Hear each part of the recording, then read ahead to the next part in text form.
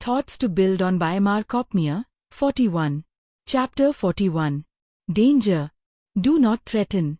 Perhaps, never before, has there been such imminent danger to so many people who do not even seem to realize that it is they who are causing this danger to themselves.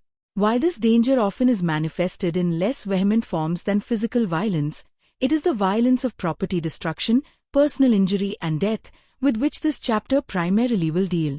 It is hoped that, by understanding the cause, at least the more intelligent activists will not deliberately bring this violence upon themselves and, directly or indirectly, upon others.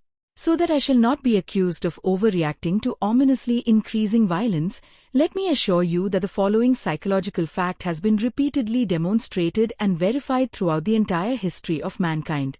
Let us simplify our analysis to avoid any misunderstanding and focus on the one fundamental cause of this danger.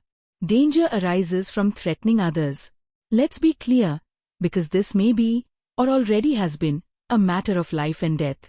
Those who seek power by instilling fear through threats are the ones in the greatest danger. The person who is threatened may be at risk, the person who issues the threat is in danger.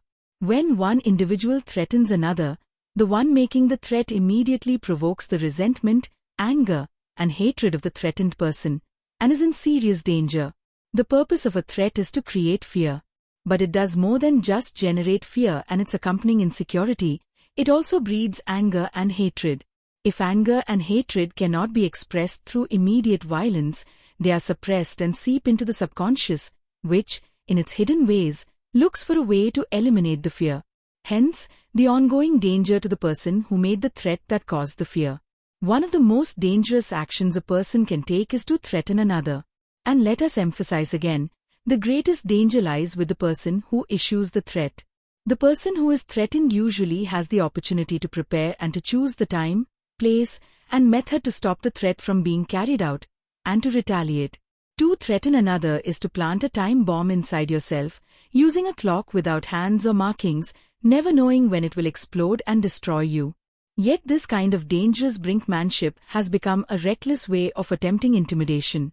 Almost every day, newspapers, television, and radio news programs carry speeches that somewhere contain threats, direct or implied, against individuals, groups, races, classes, laws, governments, institutions, authorities, or whatever is the current target of activists, militants, disruptors, rioters, revolutionaries, or anarchists among us.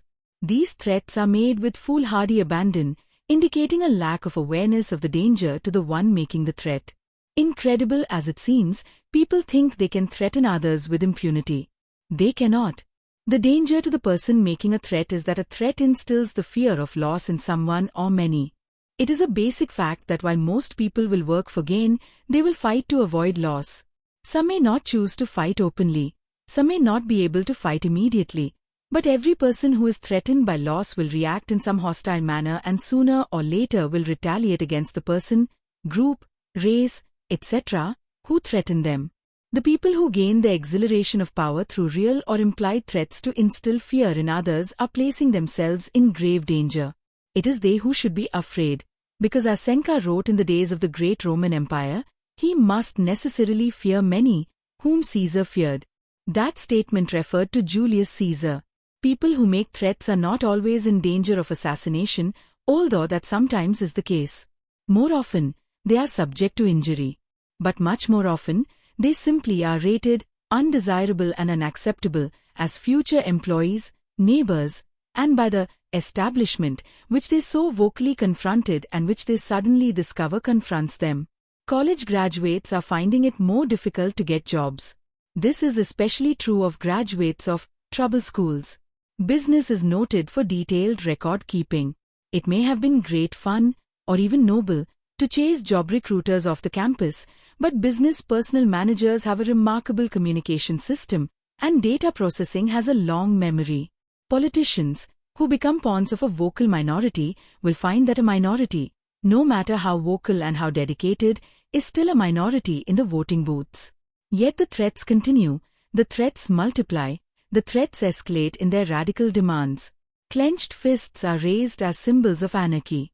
But each threat assures subsequent retaliation. The day of accounting will come, and those who seek power by instilling fear through threats are, themselves, in the greatest danger. It is the lesson of history. It may not be too late to learn.